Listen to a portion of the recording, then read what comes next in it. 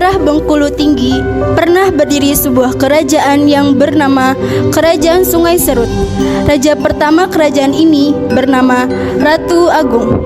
Ratu Agung memerintah negeri itu dengan arif dan bijaksana. Ratu Agung mempunyai 6 orang putra dan seorang putri. Keenam putra tersebut adalah Kelamba Api atau Raden Cili, Manuk Mincul, Lemang Batu, Tajuk Rompong, Rindang Papan, Anak Dalam, dan yang bungsu adalah Putri Gading Cempaka. Selain karena kepemimpinan Ratu Agung, kerajaan ini menjadi terkenal juga karena kecantikan Putri Gading Cempaka. Wahai anak-anakku, sepertinya ayahanda takkan lama lagi hidup di dunia. Oleh karenanya, ayahanda menitipkan 2 wasiat kepada kalian. Ayah jangan berkata seperti itu. Kami tidak ingin kehilangan ayah. Demi menjunjung tinggi rasa keadilan, kedamaian, dan ketentraman di negeri ini, ayah menyerahkan tahta kerajaan Sungai Serut kepada putraku Anak Dalam. Ayah berharap kalian semua tetap bersatu, baik dalam suka maupun duka. Dan seandainya suatu saat nanti kerajaan Sungai Serut ditimpa musibah besar, ayah minta kalian menyingkirlah ke Gunung Bungkuk. Kelak di Gunung Bungkuk akan datang seorang raja yang berjodoh dengan anak gadisku tercinta, Putri Gading Cempaka. Setelah Raja Agung memberikan wasiat, tidak lama kemudian Raja Agung wafat. Setelah itu Raja Anak Dalam menjabat. 6 saudaranya tanpa merasa iri dan percaya terhadap Raja Anak Dalam.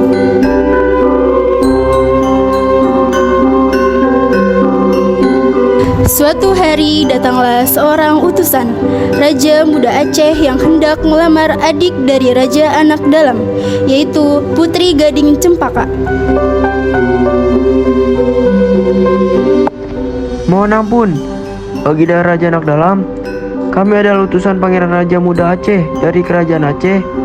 Saat ini beliau tengah menunggu di atas kapal yang sedang bersandar di dermaga. Apakah ada yang bisa saya bantu untuk pangeran kalian?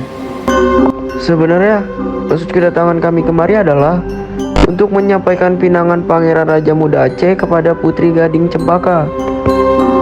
Raja Anak Dalam tidak mau mengambil keputusan sendiri. Ia mengajak saudara-saudaranya untuk membicarakan masalah tersebut. Sementara itu, para utusan diminta untuk menunggu sejenak.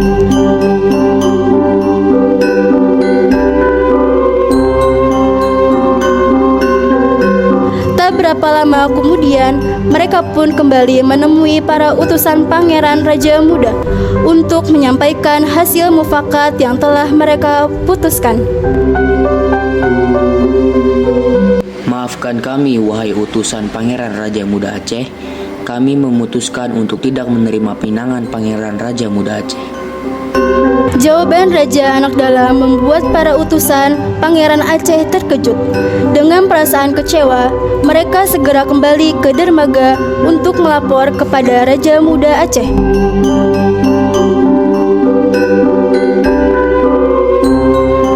Sungguh keterlaluan, mereka berani menolak pinanganku.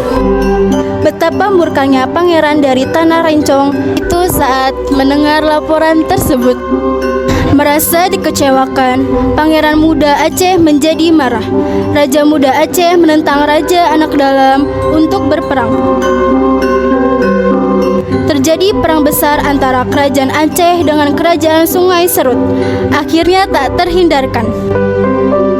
Perang akhirnya berlangsung hingga berhari-hari dengan memakan banyak korban jiwa dari kedua belah pihak. Mayat-mayat yang sudah bergelimpangan tanpa terurus mulai membusuk. Raja Anak Dalam beserta seluruh pasukannya merasa sudah tidak tahan lagi dengan peperangan tersebut. Mereka juga sudah tak sanggup menahan bau busuk mayat para prajurit yang telah gugur. Saat itulah sang raja teringat pada wasiat ayahandanya.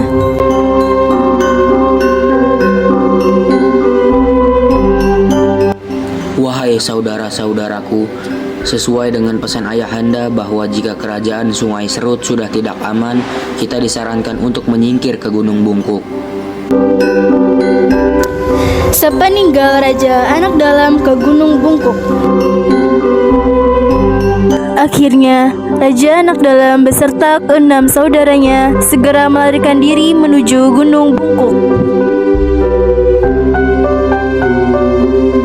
Sepeninggal Raja Anak Dalam, keadaan kerajaan semakin kacau.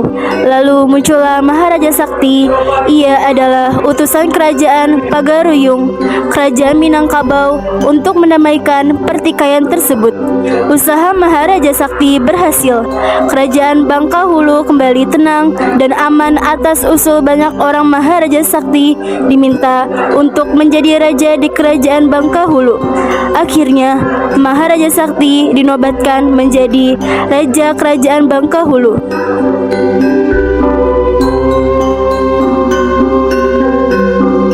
Malam harinya, Baginda Maharaja Sakti bermimpi melihat seorang bidadari.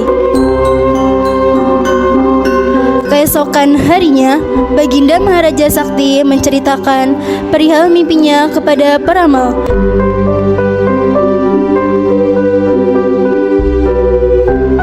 Peramal, semalam saya bermimpi melihat seorang bidadari. Bisakah engkau menafsirkan mimpi tersebut? Kemudian, peramal menafsirkan mimpi tersebut. Ampun Baginda, ternyata bidadari cantik yang ada di dalam mimpi Baginda adalah seorang putri gading cempaka, putri penguasa wilayah ini di masa lampau. Kini ia tinggal di Gunung Bungkuk bersama ke-6 saudaranya. Jika Baginda bisa membawa sang putri kembali kemari, maka Baginda akan membawa kerajaan ini kembali menjadi sebuah kerajaan yang kuat. Mendengar penjelasan si peramal, sang Baginda pun berhasrat meminang putri gading cempaka. Ia lalu mengutus beberapa pengawalnya untuk menjemput putri gading cempaka di Gunung Bungkuk.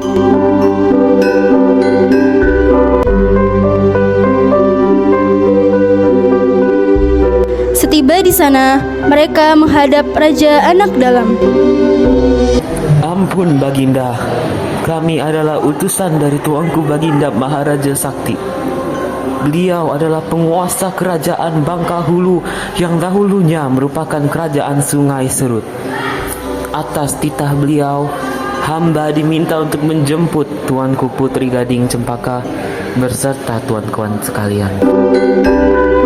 Baginda Maharaja Sakti bermaksud mengangkat tuanku Putri Gading Cempaka menjadi permaisuri di negeri Bangkahulu. Raja Anak Dalam bersama saudara-saudaranya pun menerima pinangan Maharaja Sakti sesuai dengan wasiat ayah mereka.